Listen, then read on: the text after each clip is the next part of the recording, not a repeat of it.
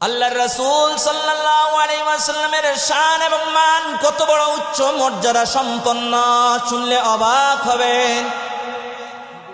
আল্লাহর নবী সাল্লাল্লাহু আলাইহি ওয়াসাল্লামের নাম কখনো আল্লাহ তাআলা কোরআনুল কারীমে একটা কালামও লেখেন নাই, সরাসরি প্রত্যক্ষ নাম বলে ডাকেন নাই। সুবহানাল্লাহ। অন্যান্য নবীদের ক্ষেত্রে সরাসরি প্রত্যক্ষ নাম, কখনো কখনো অন্যান্য নামেও ডেকেছেন। যেমন কোরআনুল কারীমে আদম নবীকে আল্লাহ বলেছেন, ইয়া আদম উসকুন আনতা ওয়া যাওজুকাল জান্নাতা, হে আদম তুমি এবং তোমার স্ত্রী জান্নাতে থাকো।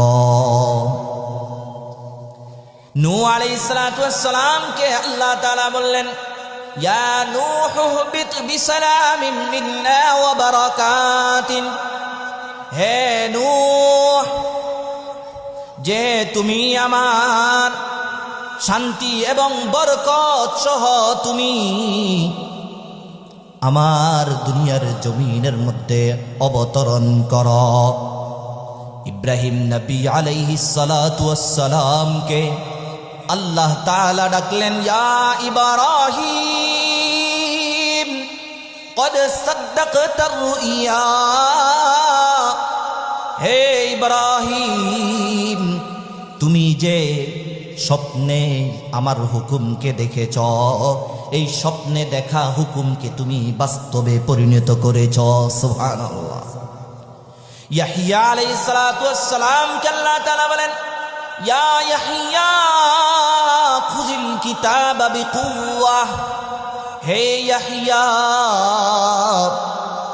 খুযিল কিতাবা বিকুওয়া, আমার কিতাবে মজবুত ভাবে দৃঢ়ভাবে আঁকড়িয়ে ধরো। সুবহানাল্লাহ। আল্লাহ তাআলা এভাবে তার অনেক নবীগণকে এভাবে তিনি নাম ধরে ডেকেছেন, প্রত্যক্ষ নাম সরাসরি নাম ধরে ডেকেছেন। তিনি মূসা আলাইহিস সালাতু ওয়াস সালামকে বলেন, ইয়া মূসা লা তাখাফ, হে মূসা তুমি ভয় পেও না। অথচ আল্লাহ তাআলা যখন আমাদের প্রাণের নবী প্রিয় নবীকে ডাকলেন, শুধু হরফে নাদা দ্বারা তিনি ডাকলেন না, বরং সিফাত যুক্ত করেছেন। কোথাও আল্লাহ তাআলা তার নামকেও সংযুক্ত করেছেন। সুবহানাল্লাহ। আল্লাহ তাআলা কোরআনুল কারীমের মধ্যে বলেন, মুহাম্মাদুর রাসূলুল্লাহ,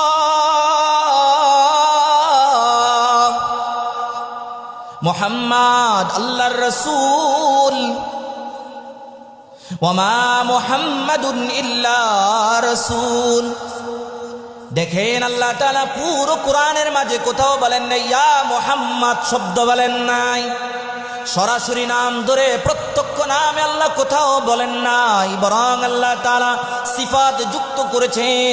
আল্লাহ তাআলা বলেছেন, ওয়ামা মুহাম্মাদুন ইল্লা রাসূল, মুহাম্মদ আল্লাহর রাসূল ছাড়া আর কিছুই নয়। সুবহানাল্লাহ।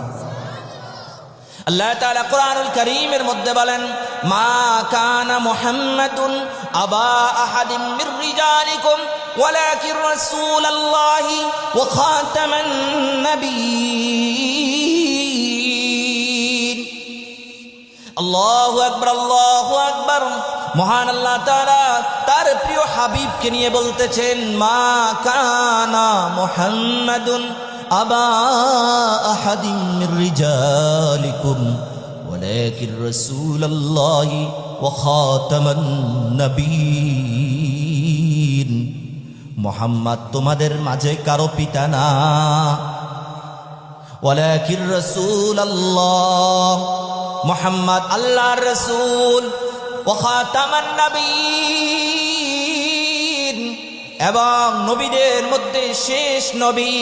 তাহলে আল্লাহ তাআলা উক্ত আয়াতে কারীমার মধ্যে আল্লাহর রাসূল সাল্লাল্লাহু আলাইহি ওয়াসাল্লামের নবুয়তকেও স্বীকৃতি দিয়েছেন এবং রিসালাতকেও স্বীকৃতি দিয়েছেন। সুবহানাল্লাহ। নবুয়তকেও স্বীকৃতি দিলেন, রিসালাতকেও স্বীকৃতি দিলেন, যে শুধু নবী হিসাবে পাঠাই নাই, শুধু রাসূল হিসাবে পাঠাই নাই, তাকে পাঠাইছি নবী এবং রাসূল হিসাবে। আল্লাহু আকবার।